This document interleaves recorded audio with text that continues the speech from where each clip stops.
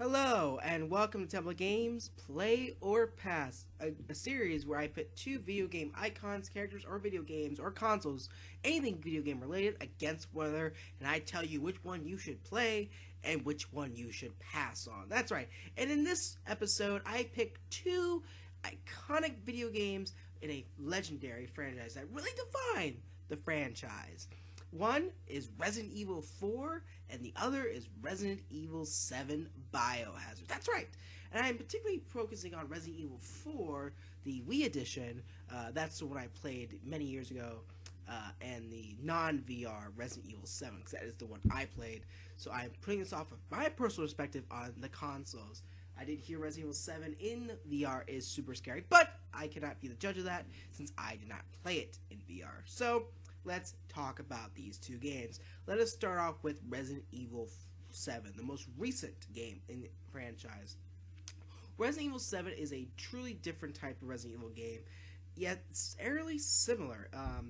It removed the third-person perspective and more of a first-person horror perspective, which is something the series has never done before. Originally, that is what the creator wanted to do in the original games, but it was never put to that perspective, and in this one it is. It adds a lot more tension to it. It returns to its horror roots after Resident Evil 4 started a chain of Resident Evil games that left the horror franchise and more into an action-adventure style.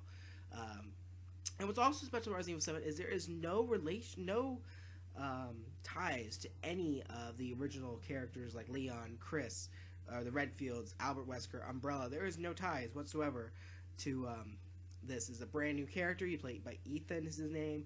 And he goes to search for his girlfriend, but ends up in a nightmare. Gameplay wise, super fun, very responsive. They had a demo for Resident Evil 7. It was a great demo. People loved it. Everyone was analyzing it. It really took a great interest in people, so that was really good to see. And when I played it, it was a really fun game. It still holds up, even being a year old now. It's a really good game. I was definitely top 10 games of last year, and I would recommend playing it. But compared to Resident Evil 4, let's talk about Resident Evil 4 a little bit more before I make that decision to play or pass on it. So Resident Evil 4 came out on the GameCube, the Wii, and a bunch of different systems. But I played the Wii version. That is the one I got. That had the motion controls with the Wii remote acting as the pointer on the gun. It was a truly different type of Resident Evil game. It just is now a over-the-shoulder excuse me, an over-the-shoulder cam, and it was freely roaming. It felt like a really big world, and it was centered on Leon this time around. It was in Europe. It was not centered in Raccoon City this time around. And in this game, you're Leon Kennedy trying to rescue the president's daughter from a cult following. Story-wise, it's amazing. Gameplay-wise, it's amazing. Graphically, it has taken a hit in the years that's followed it. Overall, it's still very passable as a game, especially with the remasters. I have not played the remasters, so I can't say that. But based on the Wii version that I still currently have, it is taking a beating. Mechanically, it's a very easy game to pick up and play. Puzzle-wise, there are puzzles that are difficult in it, but it's really not that bad. But yes, this was considered to be the defining Resident Evil game, and actually it was in the top 5 best games of that year it came out. Correct me if I'm wrong in the comments below. But which one should you play or pass on? That is a question that I was posed, and I would have to, as much as it hurts to say this, I would play Resident Evil 4 over Resident Evil, and I would pass on Resident Evil 7. That's right, I would play on Resident Evil 4 and pass on Resident Evil 7. This is why. Not because of nostalgia purposes. I love Resident Evil 7. 7 is a great game. Story was great. I love the Bakers. It was a great return to horror.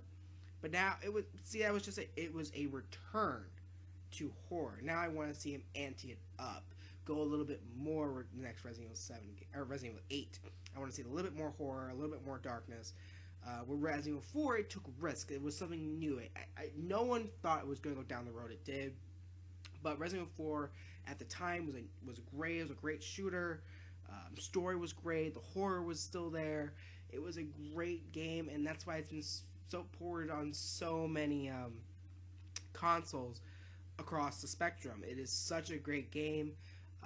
I still play. It's very replayable. With Resident Evil 7, the replayability factor is not quite there, I think. Again, I've never played it in VR though, so I don't know how it is in VR, but if I had to choose, I would play Resident Evil 4 and I would pass on Resident Evil 7. But let me know what you guys think in the comments below, or tweet me at Temple of Games. I'm always interested to hear what you guys have to say about that. Or if you have an idea for a next player pass, please let me know. That'd be great. Alright guys, have a good day. Bye.